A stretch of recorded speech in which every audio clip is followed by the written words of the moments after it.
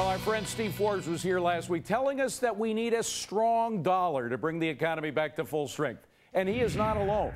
A lot of economists have been decrying the dollar slide, which has been falling for the better part of 8 years now. But there are two sides to every coin. Some manufacturers argue the weak dollar is good for American exports and American jobs. One example of that can be found in Buffalo, New York. That's the home of Eastman Machine Company, and we're joined by its president, Robert Stevenson. He'll have to convince David Malpass, by the way, Wall Street economist and founder of Encima Global, who joins us by the phone. So, Robert, first you tell us what your company does. We make fabric cutting machinery, and we've been doing that for about 125 years in Buffalo, New York. And why is a weak dollar good for your company? Well, we've always exported. We've been exporting since the late 1890s, and to be honest, our machines, to be competitive, need to be priced right. A cheaper dollar helps us do that and makes our machinery much more attractive overseas. Do you see any problem with having a weak dollar? Well, for us, a lot of manufacturers today, also the system of outsourcing, where we outsource some commodity parts in order to make our machines more competitive. Our outsourcing is primarily done in the Far East, where a lot of the currencies are tied to the yuan, which is also tied to the dollar. So in a way, it's a win-win situation for us. We can get parts in, we can use our highly skilled people to assemble them, manufacture quality parts, and ship these machines into the European markets, where we now have a much better competitive advantage. Now, we had a very strong economy back in the 1980s when Ronald Reagan came into office saying, I want to lower taxes and I want to strengthen the dollar. I think a strong dollar is good for the United States. And we had a lot of economic recovery from those awful years of the 70s. So it is possible to have a strong economy and a strong manufacturing sector with a strong dollar. Wouldn't you agree? I would agree to that, but I'd also say that markets change over time. And in the 80s, and certainly for our industry, many of our customers have moved overseas, and we need to sell overseas in order to maintain our production and to maintain our workforce. If there were more customers in the U.S., we'd be happier. But an example would be, the car industry. They say that a weak dollar hurts us in that sense, but I see it as both benefiting the fact that the cars are being exported, and also foreign manufacturers are locating in the United States to take advantage of a cheaper dollar and cheaper production facilities to sell their machinery here. All right, David Malpass, it's your turn to try to convince Robert that he's wrong. Go ahead. Hi, David. Hi, Robert.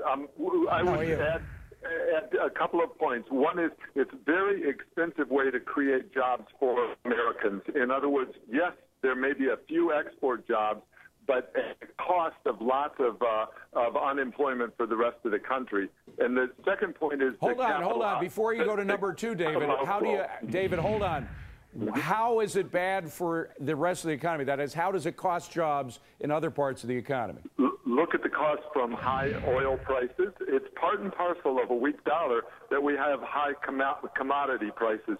Also, it drives capital abroad. So as the dollar move their money into foreign countries, and the auto sector is a classic example of that. We tried to help our auto industry by weakening the dollar, but all it achieved was creating jobs in Japan as they jump-started their industry by using that capital. Let me throw that back to Robert. What do you say, Robert? Well, I'm not an expert on the auto industry, but I would really I would disagree with that statement, precisely because a lot of the Japanese car companies, instead of making machines in Japan, are now making their cars in the United States. Toyota and Honda have located in southern states and are very successful doing it because they can't afford to manufacture machines, automobiles in Japan, and ship them to the U.S. All right, hold on a second. Go ahead, David. I just think if you looked at the number of autos produced in Japan versus in the U.S. Over the last 30 years of dollar weakness, remember the big move came in the 1970s when we had dollar weakness created malaise. It was high inflation. American companies couldn't compete, and they had to pay taxes on that higher inflation. So it drove up the effective tax rate, and the manufacturing moved to Japan and countries that had lower effective tax rates. All right. Well, David, the bottom line is you had to lay off about 12 employees last year, but I understand you're thinking of hiring them back, right? We're going to be hiring people back. We're getting a lot of interest again for our machinery in Europe. We just had a deal today with Brazil. We haven't sold there in a while. The Brazilian real is appreciated against our dollar, and they're back buying machinery from us. We're hiring people. Who's getting more jobs creation, Brazil or the U.S.? Brazil is creating jobs better than we are. True or not. What I'm saying is that in Western New York, probably 65% of the businesses there export.